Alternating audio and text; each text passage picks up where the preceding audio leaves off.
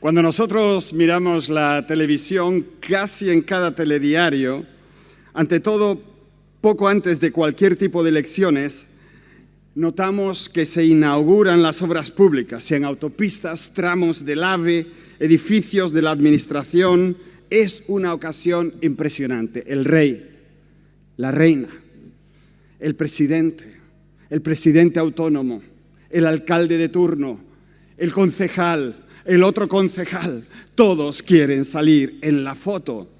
Y vemos momentos tiernos cuando una niña se escapa de la gente y le lleva una flor a la reina. Y la reina le da un beso a la niña y le dice unas palabras que nosotros jamás vamos a escuchar.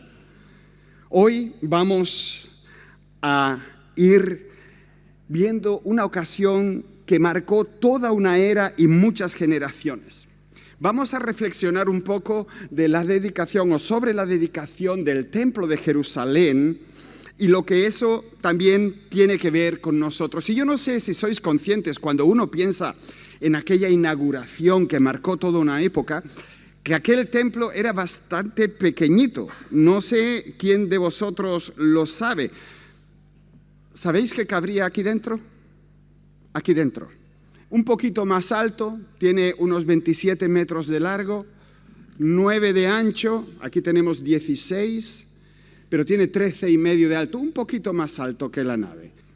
Cuando se reúnen, los ancianos y los sacerdotes llegan trayendo el arca con ellos, junto con todos los utensilios sagrados del tabernáculo, y comienzan a sacrificar, y sacrifican tantos animales que dicen que no pueden ser contados. Pero bueno, supongo que siempre hay un contador o dos por ahí, porque más adelante en el pasaje se nos dice que habían 22,000 cabezas de ganado vacuno sacrificados y 120,000 ovejas sacrificados por el tiempo en que las celebraciones habían terminado.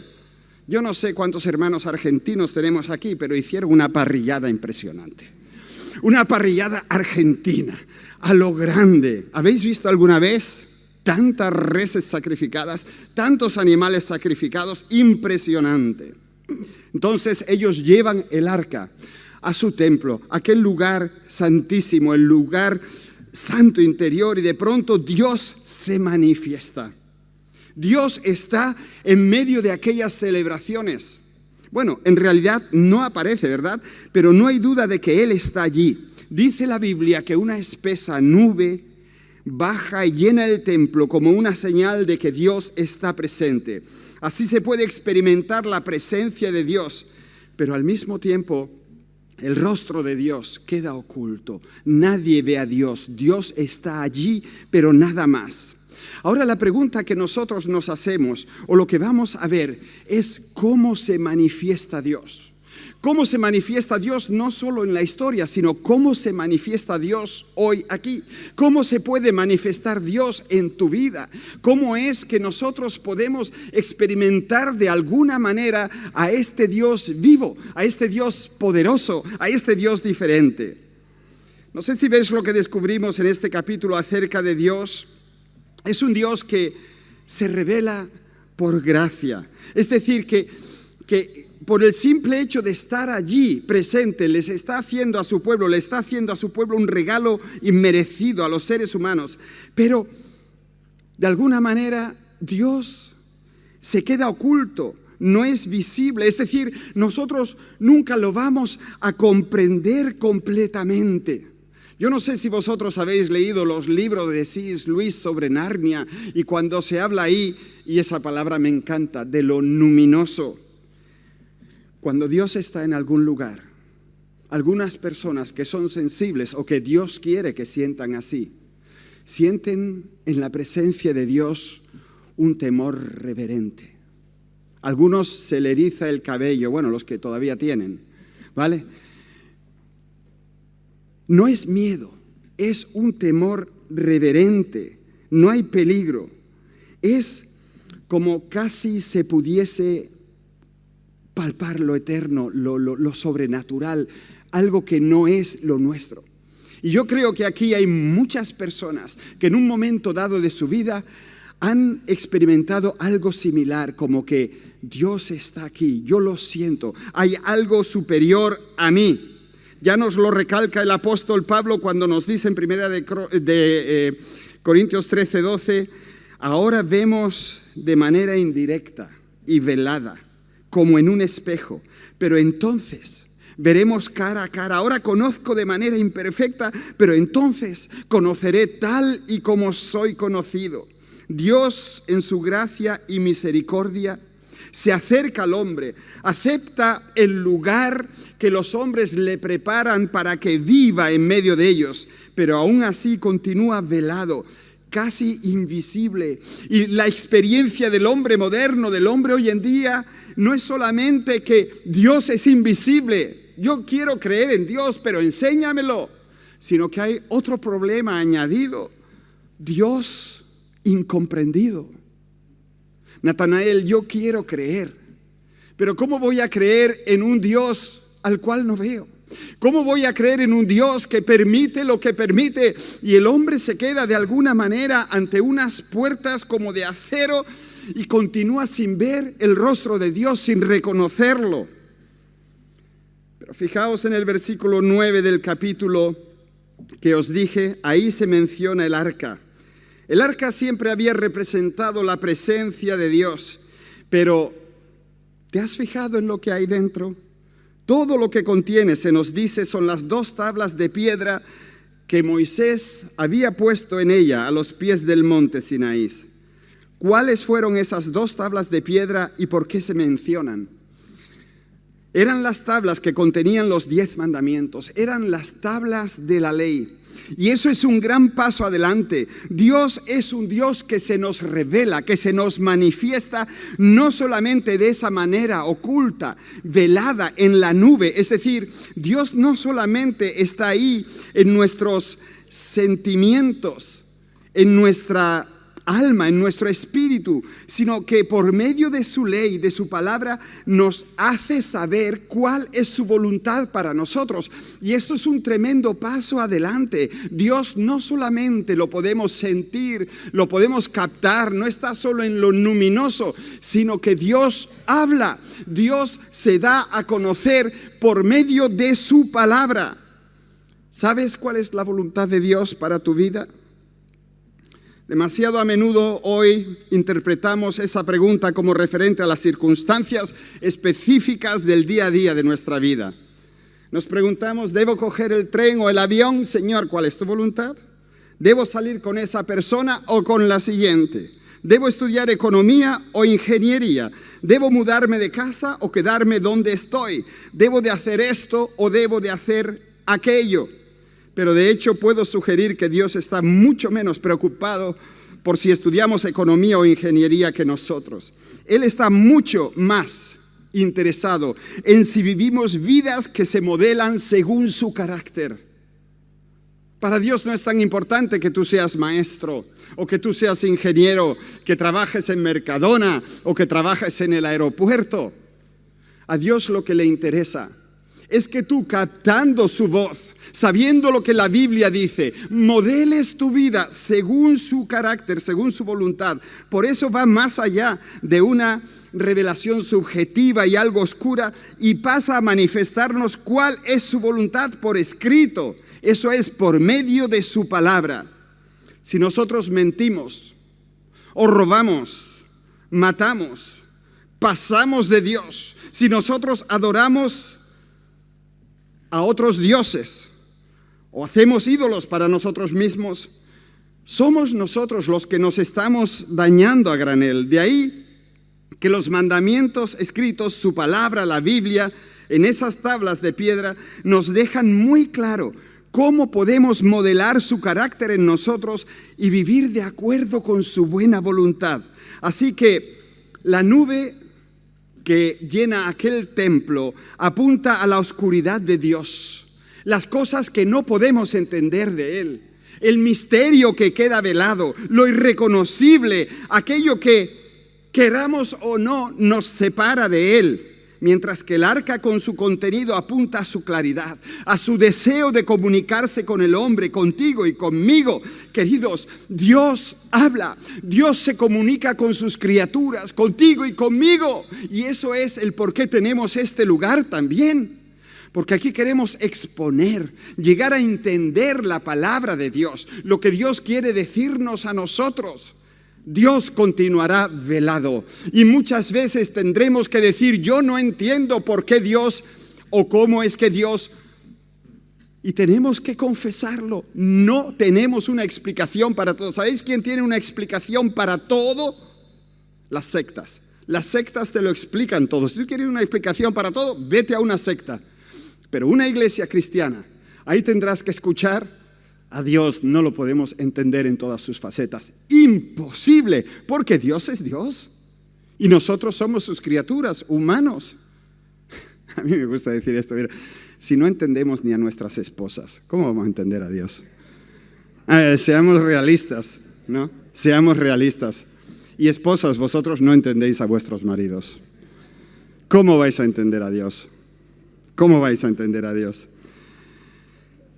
Ahora, si Dios se manifiesta así, ¿qué es lo que Él pone de manifiesto? Lo vemos cuando Salomón se pone en pie para orar, mostrando así una manera más en la que Dios se nos acerca. Es un momento santo, solemne. El rey se pone en pie y os invito a escuchar lo que Él dice en los versículos 23 y 24. Dice, oh Señor, Dios de Israel, no hay Dios como tú, ni arriba en los cielos, ni abajo en la tierra. Tú guardas el pacto y la misericordia para con tus siervos que andan delante de ti con todo su corazón. Tú has cumplido lo que prometiste a tu siervo David, mi padre. Con tu boca lo hablaste y con tu mano lo has cumplido, como en este día. ¿Qué significa eso? Mirad, él alaba a Dios y dice que no hay Dios como nuestro Dios. Dios es incomparable, dice él.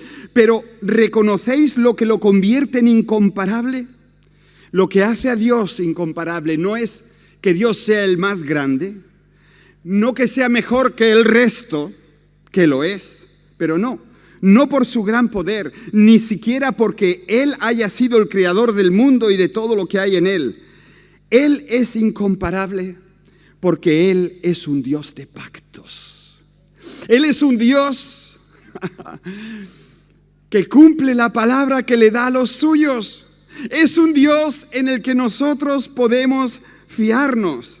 Él es un Dios, como acabamos de leer, que muestra misericordia a los que caminan delante de Él. Es incomparable porque siempre cumple con sus promesas. No es esa deidad que hay que aplacar. No es esa deidad que no sabes por dónde te va a salir. No. Dios se manifiesta en su palabra y ahí Él nos muestra su carácter. Y Dios es así y continúa siendo así. Salomón trata la fidelidad de Dios en el pasado como la base para esperar que lo seguirá haciendo en el futuro. Y en Hebreos 13:8 leemos estas palabras tan memorables. Jesucristo es el mismo ayer y hoy y por los siglos. Eso es una invitación a que tú y yo pensemos también de esa manera. Yo me pregunto, ¿cómo piensas tú personalmente acerca de las promesas de Dios? ¿Confías en que Dios hará lo que Él dice que hará? Cuando dice que estará contigo y que nada te vencerá, ¿lo crees? Cuando dice mi poder se perfecciona en la debilidad y tú te sientes débil y tú dices, ¿cómo se va a perfeccionar aquí el poder de Dios? Y Dios lo dice, ¿tú lo crees? Cuando dice yo estoy contigo todos los días, ¿lo crees? También los días cuando tú fallas, cuando Él dice, traed los diezmos a mi casa y ved si no abriré las ventanas del cielo para ti y derramaré sobre ti una bendición desbordante. ¿Lo crees? ¿Lo crees? Cuando la Biblia proclama que nada ni nadie nos va a poder arrebatar de la mano de Dios, ¿tú lo crees? ¿Tú lo crees? ¿Descansas en ello? Cuando lees que todas las cosas nos ayudan para bien, todas las cosas, ¿lo asumes en tu corazón y en tus acciones? Cuando escuchas que Jesús y el Espíritu Santo están ahora mismo orando por ti, lo captas.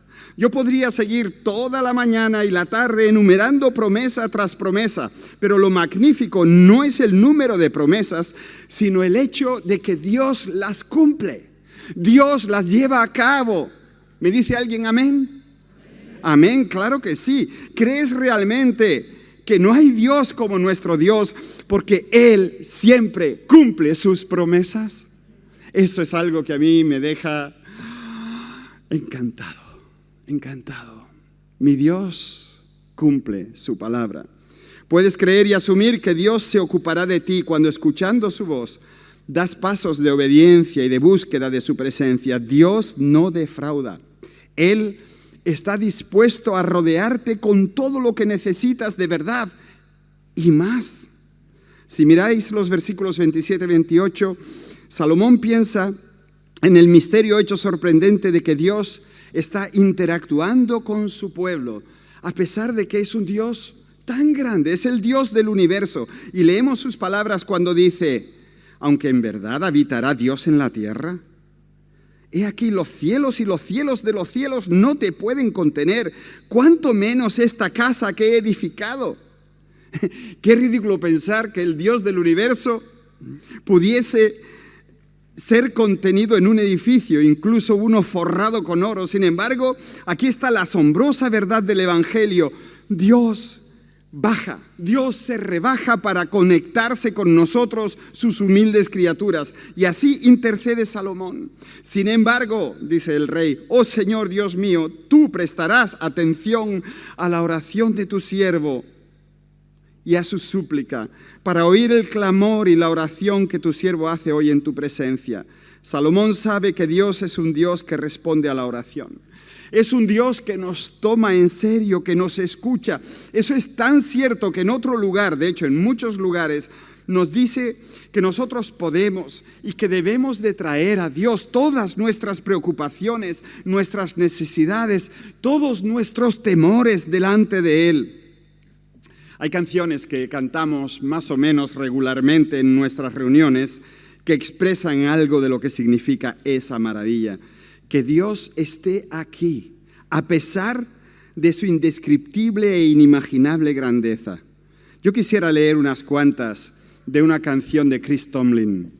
Dice: desde lo más alto de las alturas a las profundidades del mar, la creación está manifestando tu majestad.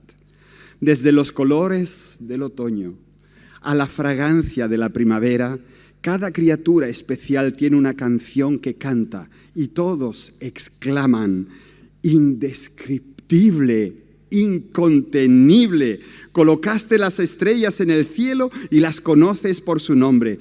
Eres un Dios asombroso, todopoderoso, indomable.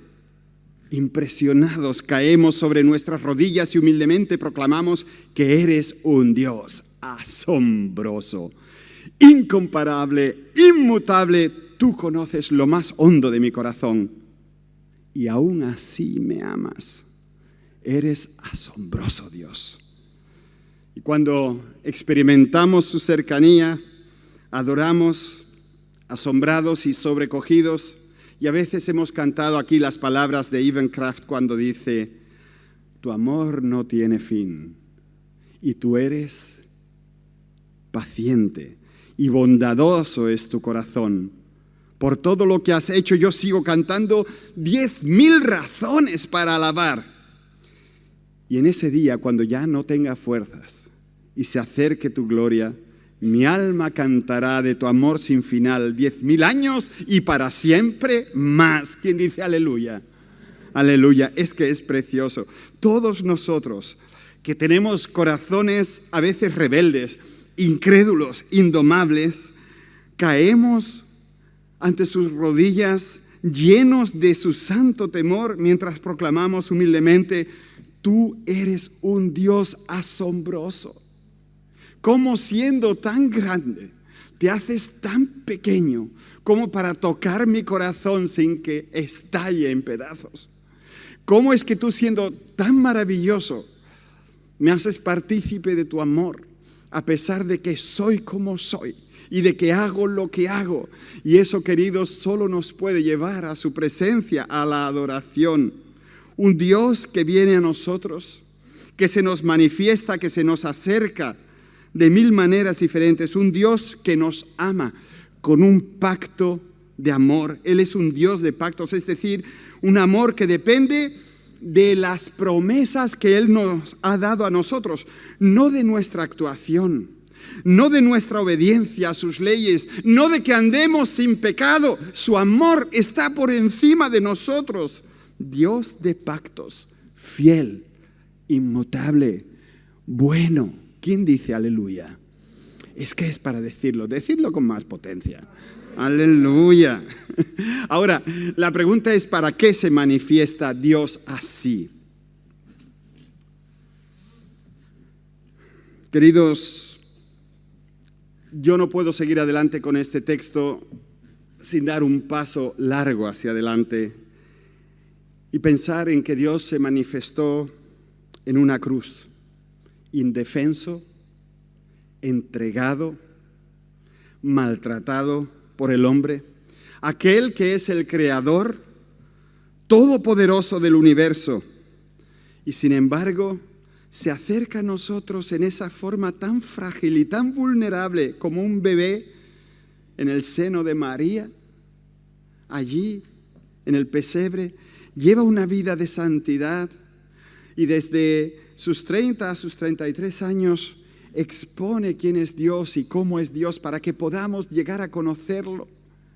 Un Dios así, cuando acaba su obra en la cruz, nos llama a llevar a cabo su trabajo en el mundo. Y precisamente esa es una de las principales razones del por qué este lugar. No podemos contener su presencia. Y si Él se manifestase ahora con su poder, caeríamos todos los largos que somos rendidos ante Él. Sucedió aquí en España, en Mallorca, en una iglesia que estaban clamando al Señor y el Señor mira por dónde los escuchó. Ven, Señor, manifiéstate, revélate. Y cuando se dieron cuenta estaban todos caídos. Es algo tremendo cuando Dios se manifiesta, cuando Dios se acerca a nuestras vidas y llena el lugar donde nosotros estamos. El templo aquel que Salomón dedicó era de otra liga, construido de piedra, con paredes forradas con cedro, chapado en oro, cada superficie de hecho cubierta con ese metal precioso. ¿Cómo lo hicieron? ¿De dónde venía el oro? ¿Cómo podría un pequeño estado como Israel financiar ese tipo de gastos? ¿Se lo dio Dios? No, tenían que conseguirlo por sí mismos. Y eso es lo que hemos hecho como iglesia. Queridos, para mí es una tremenda alegría poder decir que nuestra iglesia se ha sacrificado al máximo para poder llegar a este día y celebrar estos momentos. Y yo le doy la gloria a Dios porque Él nos ha motivado y Él nos ha sostenido y nos ha dado la fuerza necesaria para llegar donde hemos llegado. En la Biblia tenemos momentos similares. Dios le prometió, por ejemplo, a Josué que iría con él, que nadie podría estar en su contra, pero a renglón seguido le dijo que preparara su ejército para marchar a la tierra prometida y luchar batalla tras batalla para conquistarla. Queridos, Dios nos está llamando para que vivamos para Él, para que libremos sus batallas, para que hagamos su trabajo. Qué privilegio eso de hacer el trabajo de Dios, de estar en su nómina, contratados por el Altísimo. Él nos da los regalos que necesitamos, pero luego tenemos que ejercerlos. Él nos da dones, Él nos da dinero para usar, pero tenemos que decidir para qué usarlo. Si Él quiere conquistar, nos manda a nosotros. Si quiere mostrar su amor y su misericordia, usa nuestras manos y nuestras capacidades. Si tienes tu Biblia abierta, yo quisiera que saltaras adelante a Primera de Crónicas 29. Vete a Primera de Crónicas 29, que realmente es ir atrás en el tiempo. Allí, el rey que financió todo aquello, David, se está preparando para la construcción del templo. Él sabe que él no lo puede construir, pero quiere hacer todo lo que pueda para prepararlo. ¿Y qué es lo primero que haces cuando tienes un gran proyecto de construcción? Pues generas un fondo para poder llevarlo a cabo. Y eso es lo que hace aquel rey. Él lo inicia dando una cantidad sustancial de su propio tesoro de la tesorería del rey y de sus propios ahorros personales. Pero entonces invita a la gente a dar una ofrenda voluntaria, y primero los líderes de las 12 tribus, luego los ancianos, luego los oficiales y todos los demás dan sus ofrendas.